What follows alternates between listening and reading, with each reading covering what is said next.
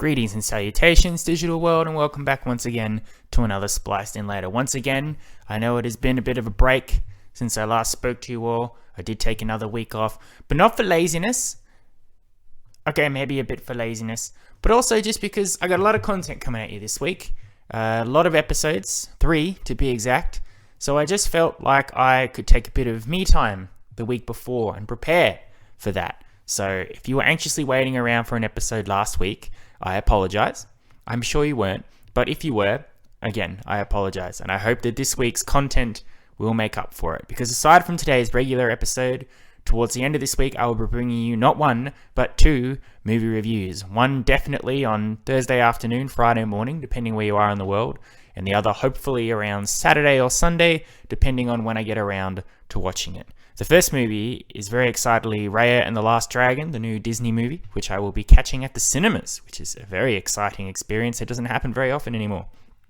And the other film is one that was scheduled to be in the movie theaters, but is now being released on Amazon, Coming to America, the sequel with Eddie Murphy from his classic Coming to America, which I'm very excited for that. I don't know which one I'm more excited for. Raya, I know, is probably going to be excellent because Disney has quality content with their animation.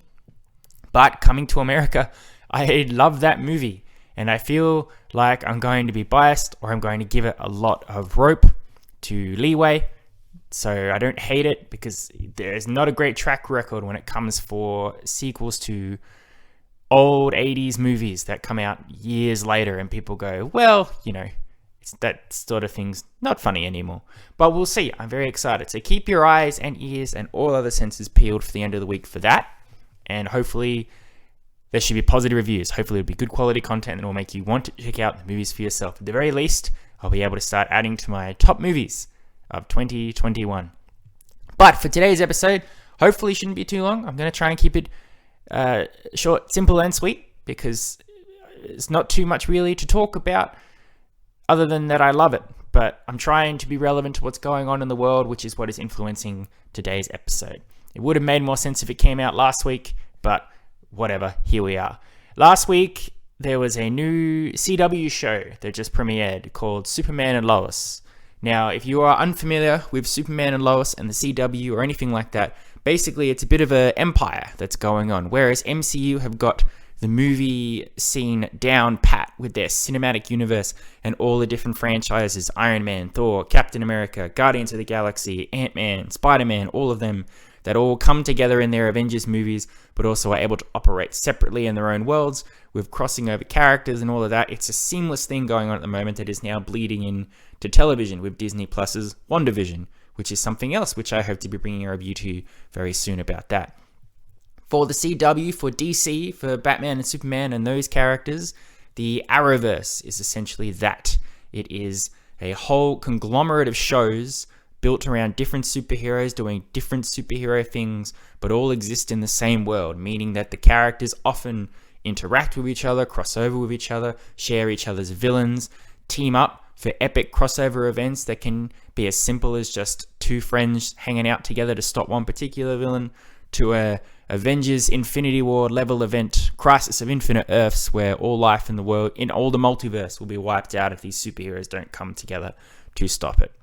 It's a gigantic thing that's getting bigger and bigger, and much like the MCU, it's pretty seamless. You are able to watch each of these shows separately without getting confused, but you get the benefit if you do watch all of these other shows together when they all come together. I watch each of these shows regularly every week, so I'm always up to date with what is going on in each particular world, so I'm never lost when they cross over to each other.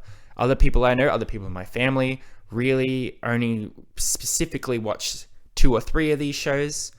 And when they get to the crossovers, sometimes they go, I'm not sure who that is, but that doesn't impact the storytelling, that doesn't impact my enjoyment. I am able to move on with my life and not wonder what the heck was going on. It was all built from 2012 when a little show called Arrow started, with Stephen Amell played Oliver Queen, aka the Green Arrow. What started off as a very simple, grounded show with no superpowers and magic and anything like that. In season 2, they decided, what if for this particular crime, a special CSI consultant from Central City called Barry Allen came round to help us out. And that led into Barry Allen having his own TV show called The Flash, which is exactly the opposite from Arrow in terms of superpowers, supervillains, world-ending events. Then Barry Allen met Kara from another Earth, and then we got Supergirl. Then all these different characters from these 3 shows got together on a time ship and went traveling through time and space, and we got Legends of Tomorrow. Then Barry and Oliver and Kara went to Gotham one time, which led into Batwoman, her own TV show, and just recently another show that was running parallel, Black Lightning. That show was eventually brought into the fold as well, when all these worlds were combined together onto one Earth. Even a cancelled show on NBC called Constantine, starring everybody's favorite detective of the demons and the damned, John Constantine, is hanging out on Legends of Tomorrow. Their most recent crossover even implied that every single superhero show you've ever seen is part of this multiverse. But for now, we'll focus on these particular shows that I just mentioned: Arrow, The Flash, Supergirl, Legends of Tomorrow, Batwoman, and Black Lightning. And now, most recently, last week, they took the already established characters of Superman and Lois Lane from the Supergirl show and from everything else that's going on. They now have their own show called Superman and Lois, which just premiered last week. Now, this isn't an episode about Superman and Lois. It was just inspired by that, because I was watching it and I enjoyed it. I thought it was an okay pilot episode. I'm in a bit of a mixed bag when it comes to this show, just because of the timing. I'm fine with Superman having another TV show. We've had plenty of Superman TV shows, Superman interpretations on movie and TV. I'm fine for it to go. I like the actor who plays Superman. I like the actress who plays Lois Lane. I think they're good together, and I'm intrigued to see what they do with the Superman mythology. But this show comes in just as it's suddenly been announced that Supergirl, which was already a really good established show. I mean, Supergirl was basically facing a lot of Superman villains, doing a lot of Superman things that you would expect. But for Supergirl, suddenly her show is finishing after 6 seasons. Now, you could argue that perhaps that is because the main actress, Melissa Benoist, has started a family and she doesn't have the time for it. You could argue that 6 seasons is a good run for a show and they don't have any more storylines to go on. All these reasons could be perfect. It's just a little strange, and it's kind of hard on the palate that something like Supergirl, which is empowering for feminism and for women as well, suddenly wrapping up very unexpectedly as well during a pandemic season. Any shows that end in the pandemic is kind of disappointing because you don't get a big final episode, I think, because everything's working on smaller budgets, smaller scales, scripts that limit what people can and cannot do. And while this is going on, suddenly it's all pushing for this. Superman's back. Superman, the man, we all love him. He's great. Tune in for Superman and Lois. It's so good. You're going to love Superman and Lois. Superman and Lois. Supergirl hasn't even come back yet. I don't know when the episodes will air.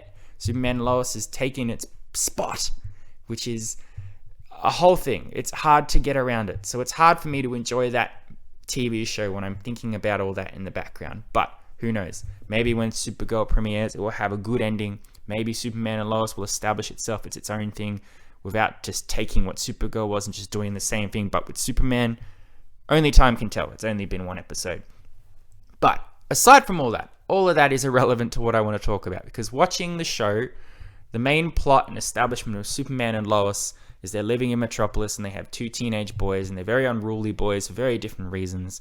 They have to go back to Smallville for some specific reason. While they're there in Smallville, they realize that the town is in trouble, but also could be a good place to help their sons through their crazy time. So the episode ended with them going, let's move back to Smallville. And watching that and seeing the sets for Smallville and the Kent farm and everything just reminded me of the original show for superheroes that I watched on the CW, and the reason why I even bothered to check out Arrow, or in many cases the reasons why I even know anything about Superman. And that is this lovely little show that aired from 2001 to 2011 called Smallville. Now, when it comes for my love of superhero stuff, there is a lot of movies and TV shows that can probably attribute to it. I wasn't one who read comic books and then wanted to see them on the big screen. I don't really read comic books now. I did try. I tried for a bit to pick up comics and read them, but I couldn't keep up with looking at comics every week. I tried to move on to graphic novels, but that just got too expensive. But I love the characters, the worlds that are in the comic books. I like when they're translated onto TV and movies, because then I can follow along and I can enjoy them. That's where I'm getting all my knowledge from. If a character has appeared in a movie or a TV show, I got it. I can memorize it. I got it. So I just need all the characters to be introduced and then we'll be fine. For Marvel, obviously, the early Spider-Man, Sam Raimi movies, and the X-Men films from Bryan Singer. For DC, though, it really was Smallville that got me into it. I had seen a couple of Batman movies. I hadn't seen the Christopher Nolan movies yet because they did not exist. They had not come out. I had seen a couple of the old Superman movies, but as a younger person, and not really ready to begin my love of film or to appreciate classic films, I just sort of went okie dokie, and then I moved on. I think, to tell you how not right my opinions were, I think out of all the Batman and Superman movies that existed before I watched Smallville, I think Batman and Robin was my favorite movie. So take with that what you will. But I think my family, especially my mother, she knew that once I was familiar with Superman would be right up my alley. But she also knew about this show called Smallville. It had been on the air for about a couple of seasons. So she got them on DVD for me.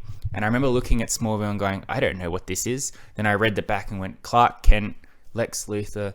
Oh, this is a small Superman thing. Okay, sure. I'll give it a go. From the very first episode, I was absolutely hooked. I loved it. I loved the concept of the show. The concept of Smallville is Superman before he ever was Superman, before he ever will become Superman. The show notoriously had a no tights, no flights rule. He did not put on the suit until the very last episode. He did not fly except for isolated reasons. For the very early episodes, we did not talk about Krypton or General Zod or Jor-El or Brainiac, Bizarro, Doomsday, all the staples of Superman. We didn't even have Lois Lane.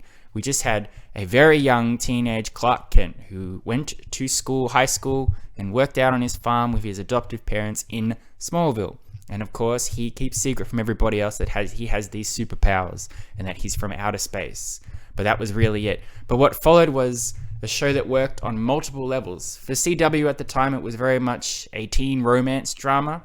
The foundation of the show was very much Clark was this dorky guy who wasn't very popular at school. He had a very select core friends, but he was totally in love with the most popular girl in school, Lana Lang, and he used to watch her from afar. And it's not creepy; it's romance, you see. And she doesn't really return the feeling. She might not, but she doesn't really notice he's there most of the time. But she is dating the high school jock, the quarterback, who is a bit of a douchebag, who's constantly making fun of Clark. But of course, in a lot of these shows, there's layers here. There's more going on with the football jock Whitney than just the jerk. At the same time, one of Clark's best friends, Chloe, who's an upcoming journalist, she has unrequited love for Clark that is not returned. And I'm sure if you look closely, Clark's other best friend, Pete Ross, he's probably into Chloe as well, but that's not reciprocated because Chloe's looking at Clark, Clark's looking at Lana, Lana's looking at Whitney. There's a lot going on. But with a lot of CW teen dramas, it's entertaining in that silliness. You get invested in these characters, you get invested in what they want, you decide for yourself who should end up with who, and then you can either be happy or sad to see these theories and results play out on screen. But all of this is packed on the back of Superman stuff, of superpowers. Clark wants to go on a date with Lana, but before he can, suddenly he has to deal with the freak of the week, as it was called, which was basically some student at Smallville High or some person around town came into contact with kryptonite, or as was known in the early days, the green meteor rock, and based on what he was doing or what his inner goals or intentions were, he got powers. And the powers, of course, made them insane, made them want to do bad things, and Clark had to stop them. And because Clark's overpowered beyond everything you can imagine, obviously kryptonite would get in the way a lot of the times, but when it was finally sorted out, he would absolutely sort out the bad guys within 2 seconds. Normally with just a super fast punch, done. So that was the formula for the early days, which was beat the freak of the week, see if Clark will make some progress with Lana or not. And then, of course, he will learn some more about his heritage. He will get new powers every now and then, whatever. What made the show compelling was the characters. Tom Welling played Clark Kent. He's my favorite Superman by far, and I've seen many different versions of Superman because he played him with such vulnerability and charm. This was a guy who didn't want anything to do with his powers. He didn't want to be a superhero. He didn't want to be anything. He just wanted to live a normal life. But he was overwhelmed with a conscience, with the need to do good. He always put the needs of other people before himself at the expense of his own happiness, which most of the 10 seasons that it ran for, he did not achieve. There were very few times when Clark seemed genuinely happy and satisfied with his life and the things that were going on and whatever, which was heartbreaking to watch, but entertaining at the same time. But in terms of characters, apart from Clark, and of course all the others I mentioned, Lana Lang, Whitney Fordeman, Pete Ross, Chloe Sullivan, Clark's adopted parents, Martha and Jonathan Kent, there's one character on the show played so perfectly that it was the reason I kept tuning into the show for later runs, why sometimes I would think that this person was my favorite character more than Clark. And that was Lex Luthor, the villain of the show, the villain of the story, played by Michael Rosenbaum. Lex was very interesting on the show. Michael Rosenbaum played him brilliantly because it gave him layers. Lex shows up on the show, he gets out of a car, and even if you're a dummy, I think you're familiar enough with Superman lore to know that Lex Luthor is the bad guy to Superman. So you immediately see this guy and go, the villain, here we go. But no, in these early episodes, Lex was a good guy. Lex was morally ambiguous, but he always had good intentions. He wanted to make a name for himself as someone to be there for people. He helped the little guy. He became friends with Clark in the very first episode, and he was intrigued by him. There was this darkness in him, which definitely was bubbling there in terms of why he originally focused on Clark.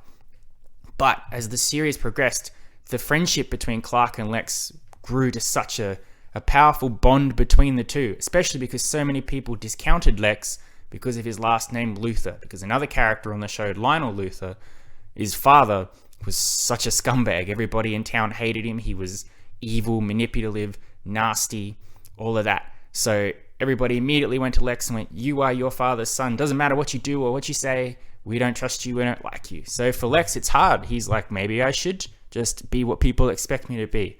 But Clark becomes his moral center. Clark shows him what it is to be a good person, to have someone believe in it. And for those first few seasons, that relationship between Clark and Lex was so solid and so grounded that I loved every inch of it. And then as the show progresses, things happen, the friendship gets pulled in certain directions. Lex consistently struggles against his ambition and the need to pull to the dark side against his friendship for Clark. And Michael Rosenbaum plays that confliction so well and so extensively that to this day, this is my favorite interpretation of Lex Luthor. Sure, the Lexes and everything else, the Gene Hackmans, the Kevin Spacey, the Jesse Eisenberg, the John Cryer now on Supergirl, they all play the comic Lex, the supervillain Lex, the Lex who is a coward and a criminal and is always out for number one and wants to kill Superman because he's jealous and all this other stuff. Michael Rosenbaum played a Lex Luthor that had goals, had intentions to be good, wanted to protect people, wanted to be everybody's friend, wanted to be liked, wanted to be respected. His own insecurity, the reputation that came about it, and whether things with Clark were working out or not was what determined if Lex was the hero or the villain of that particular episode or season. And watching that slow descent for like 7 seasons from this troubled youth but genuinely okay guy to the Lex that we are more familiar with by that point. And even then, he's not cowardly, scummy Lex. He's just dark Lex, essentially, is fantastic to watch. And it's the reason why I've rewatched Smallville quite a few times, is to watch that portrayal of Lex. Whereas counter on the other side, I also really love the Lionel Luthor story, because it's kind of, without spoiling too much, it's kind of a bit different to Lex's. Lionel starts off as pure evil. He's the bad guy. He's the one you have to hate. But some stuff happens to Lionel. He experiences some stuff. He's played wonderfully by John Glover to a point where he starts to become a character you maybe can sort of root for or believe in. Maybe he might end up being more than what he is, which he actually is. Which is, it's great that of a show that's supposed to focus on Superman and all the characters in his world, the ones that resonated with me the most are the villains or the anti-heroes, the Luthors, Lex and Lionel. Great stuff. As we progressed along in the show, we got around season 4 to 5. That's when it started to lean away from that original trope of the CW drama, which is good. It's good that the show evolved. It embraced more towards the comic book origins. Some people I've spoken to don't like that. They say at a point where, especially when Clark sort of isn't even in Smallville anymore, he's hanging out in Metropolis, that it loses the magic they originally liked. I can sort of agree with that. I can see what they mean, but I always found the more they delved into the comic book stories, the more they brought in more comic book characters, they still brought them in grounded. They still made them realistic enough that it didn't confuse me or doesn't make sense, or just, okay, here's this person in here just for the sake of it. By the time we get to season 5 and season 6, we start bringing in Brainiac, we start bringing in General Zod, we bring in Bizarro, we bring in Doomsday, we start to bring in other superheroes besides, obviously, Superman. We bring in Green Arrow, Aquaman, Cyborg, Black Canary, the Justice Society. Everybody starts showing up in here. All characters from all different places. Whether they're accurate to the comics or not is irrelevant. They are in the story for the sake of a story. And of course, by season 4, we bring in Lois Lane. And from that point on, Erica Durance's portrayal of Lois Lane makes you go, yes, this is the person Clark needs to be. Screw Lana. I mean, to be fair, I wasn't a huge Lana fan from the beginning. But Lois, absolutely. Clark and Lois, their chemistry together. Originally, they do not like each other. They can't stand each other very much. But of course, that evolves and blossoms and blooms. And Lois stays on the show right to the end with Clark. The ultimate endgame being, will they get together? Will they get married? All this other stuff.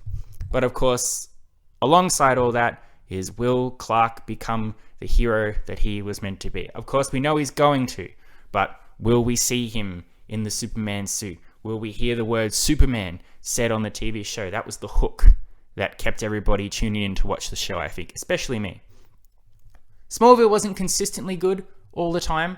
They had their good seasons and they had their weak seasons. Season 3, where Clark and Lex's relationship really starts to fracture. Season 9, where a young General Zod shows up on Earth and starts making problems for Clark. These are some of the high point seasons by far. But then you also had lower seasons, such as season 7 for me, which is a bit of a mess, but I think that might have been due to the writer's strike. And also exiting established original characters, which I think the show suffered without having them on.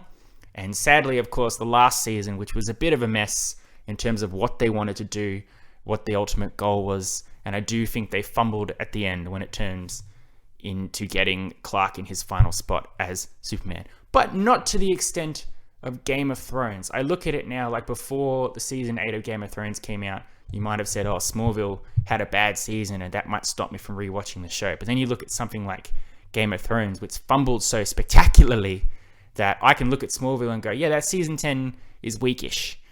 But there are solid moments throughout, and the ultimate ending of where Clark ends up and the story of Smallville comes to an end is satisfying enough for me that it's okay for me to rewatch it and not be annoyed.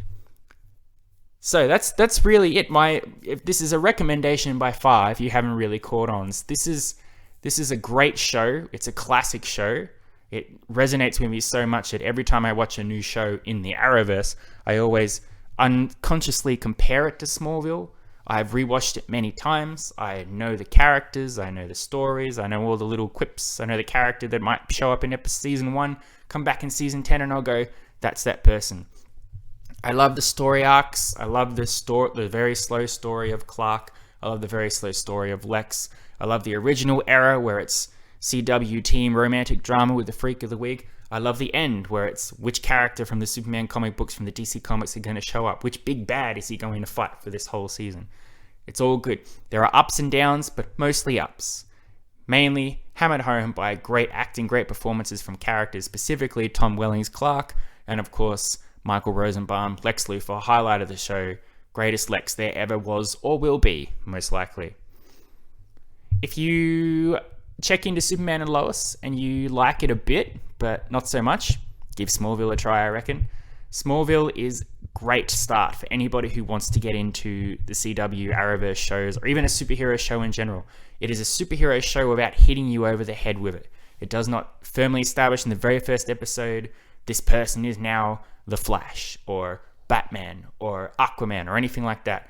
It takes its time. It does not do that. It's just about a boy at high school who's just trying to make it through the day with these awkwardness that he's got because he's got these superpowers.